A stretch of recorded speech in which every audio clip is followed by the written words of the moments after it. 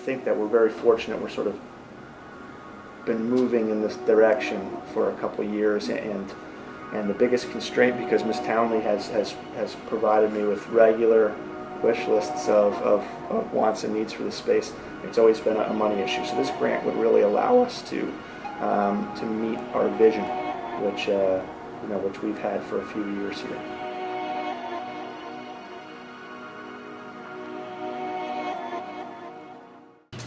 Students, your input has been exceptional, and we value that the most in terms of what the space is going to be.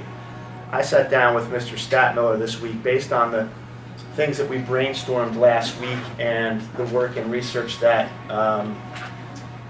that Jeff and Melody had already done in terms of what would go in the space, and we did a new floor plan.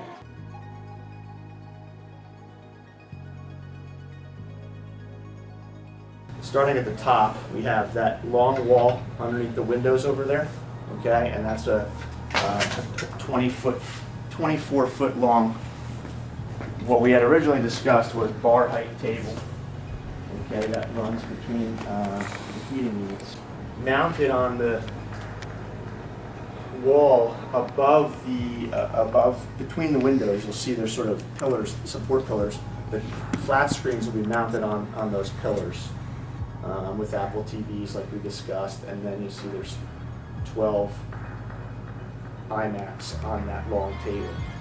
Some additional working spaces. These are, we talked about, these are 12-foot long tables. There's a couple different stations we talked about setting up. So starting here, we just have a casual seating area with that rug is about 8 feet by 10 feet. A couple armchairs, a coffee table, and a sofa or a love seat there.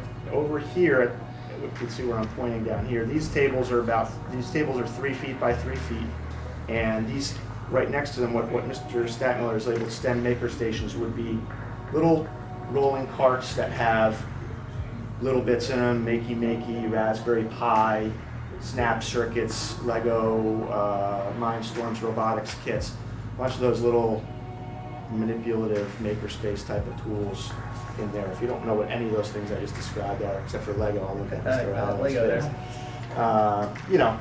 That's outfitting those carts for only about $600 with a lot of different things that students can manipulate and build.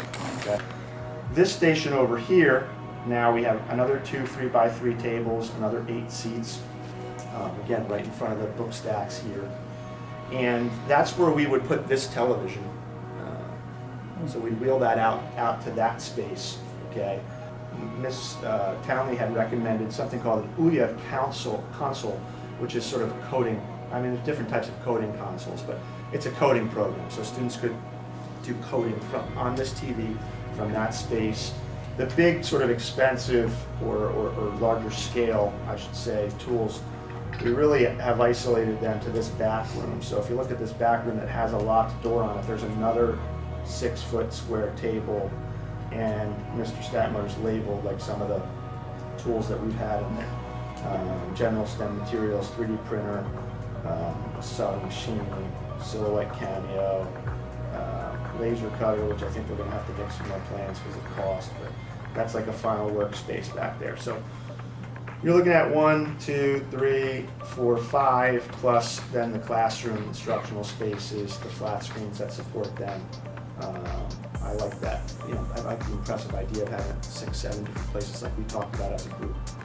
All right, thanks guys. Appreciate your time. Thank you. Cool. I'm gonna take a picture of the board.